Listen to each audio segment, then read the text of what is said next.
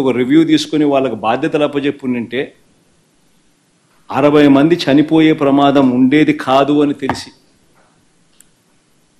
Irrigation secretary flood cushion తాను ఏర్పాటు చేసేవాడు, రెవెన్యూ సెక్రటరీ రిలీఫ్ క్యాంపులు తాను ఏర్పాటు చేసేవాడు, హోమ్ సెక్రటరీ లోతట్టు ప్రాంతాల్లో ఉన్న ప్రజలను రిలీఫ్ క్యాంపులకు షిఫ్ట్ చేసి ఉండేవాడు.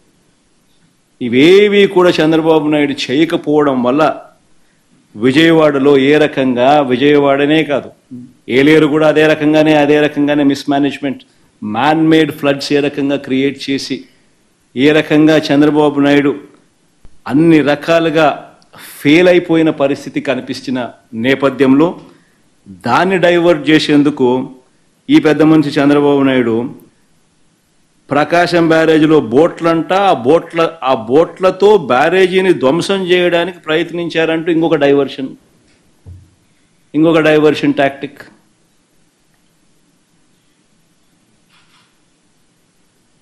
అసలు ఆ బోట్లన్నీ అక్కడ ఎందుకున్నాయి?